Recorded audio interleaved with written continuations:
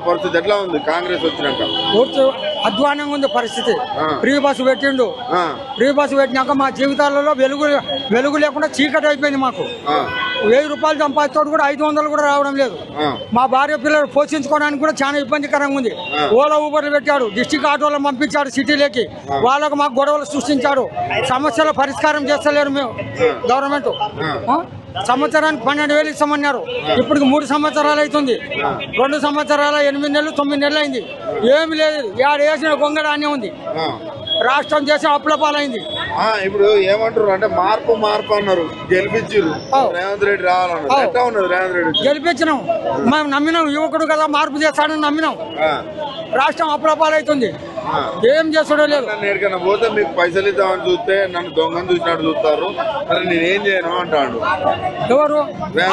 ఆయన చెప్పుకున్నాడు రాష్ట్రం అప్పుల పాలైంది చెప్పుకున్నాక ఇంకోటి అప్పులు ఇవ్వమంటే ఎట్టిస్తాడు? నాకు సంపద సృష్టించమను, సంక్షేమాలు ఇవ్వమను. ఎవరో వద్దంటలేరు. ఫ్రీ బస్సు పెట్టమను, ఫ్రీ విద్యుత్ పెట్టమను, ఫ్రీ కరెంట్ ఇవ్వను. ఇంకా మొగళ్ళకు కూడా మటన్ చికెన్ మందు ఫ్రీ ఇవ్వను. ఆయనకు పోస్ట్ వచ్చింది, ముఖ్యమంత్రి పోస్టు. ఆయన ఫ్రీ, మేము ఫ్రీ. సాయంత్రం అయితే ఆయన మేము మంది అవుతాం కూర్చొని అందరం. అప్పుడు ఆయన రాష్ట్రం బాగుంటుంది, దేశం బాగుంటుంది, అప్పుల పాలవుతుంది. అన్ని ఫ్రీ. అన్ని ఫ్రీ పెట్టి కథ అంట. మటన్ చికెన్ మందు కూడా ఫ్రీ పెట్టవను. మొగల్లో కూడా ఫ్రీ బస్సు పెట్టవను. రాష్ట్రాన్ని అమ్మేసేవను. ఇంతకుముందు బ్రిటిష్ వాళ్ళు 200 సంవత్సరాలు దోచుకొని పోయినారు. వీళ్ళు మన రాష్ట్రంలో వీళ్ళు దోచుకనికి తయారైనారు. వాళ్ళ జీతాలు, వాళ్ళ జీతభత్యాలు వాళ్ళు పెంచుకుంటున్నారు. ఎమ్మెల్యేలు, ఎంపీలు, మినిస్టర్లు, ఎమ్మెల్యేలు మమ్మల్ని సంకనాకి ఇచ్చినారు. కాంగ్రెస్ మళ్ళా ఇంకా రాదు. వచ్చింది కదా ఇప్పుడు దేశంలో భారతీయ జనతా కాక్రోచ్ జనతా పార్టీ. అటువంటి పార్టీలు కొడితే వీళ్ళకి సరిపోతాయి. వీళ్ళకు అసలు పార్టీలు అంటే మహిళలకు ఫ్రీ బస్ పెట్టినా 6,000 మిగులుతానే అంటారు. మహిళలను కోటేశ్వర్లు కాదు, బిచ్చగాలను చేసేస్తాడు. బిచ్చగాలను ఒక్కొక్కరి తలసరి నెత్తి మీద ఎంత అప్పు ఉందో తెలియదు రేవంత్ రెడ్డికి. సంపద సృష్టించమని, సంక్షేమాలు ఇవ్వమను. ఎవడవుదని చెప్పలే. వాళ్ళకి సంక్షేమాలు ఇచ్చినట్టే మాకు కూడా ఇవ్వమను. మాకు కూడా సంక్షేమ బోర్డు పెట్టాం. 12,000 3 ఏళ్ళు అయింది. 12,000 కాదు కదా, 12 రూపాయలు కూడా ఇవ్వలే. లాస్ట్ మేము రోడ్డు మీద పడినాం.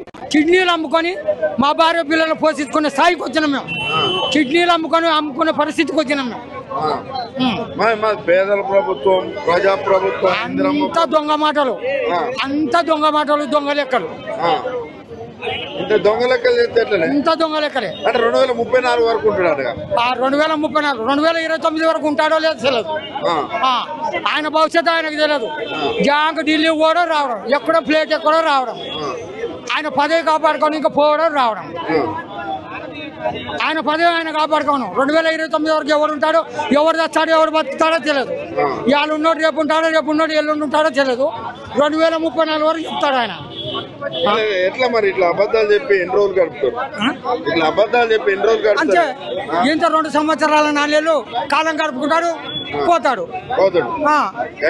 అంతే. మా బతుకులు రోడ్డు మీద బతుకులు, కుక్క బతుకులను చేసి పెట్టినాడు. మా బతుకులు మేము ఓటేసి గెలిపించుకొని ఏదో మమ్మల్ని మార్పు చేస్తాడు, మాకు భవిష్యత్తు ఇస్తాడు, ఏదో ఉద్ధరిస్తాడు అని చెప్తే మా బతుకులు రోడ్డు మీద కుక్క బతుకులు చేసిండు.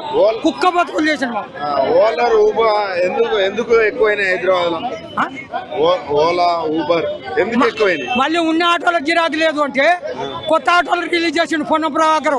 కమిషన్ల కోసం కమిషన్ల కక్కురుబడి కొత్త ఆటోలు రిలీజ్ చేసిండు. మోసం దమ్మి పర్మిట్లు ఇస్తా అంటున్నాడు. పర్మిట్లు 3 లక్షల ఆటో, 5 లక్షల ఆటోను 3 లక్షలకి ఇస్తా అన్నాడు. కమిషన్లు ఎవరికి? కమిషన్ మంత్రికింత, రవాణా శాఖ కమిషనర్ కింత, ఆర్టీఓ కింత, మినిస్టర్ కింత, ముఖ్యమంత్రి కింత.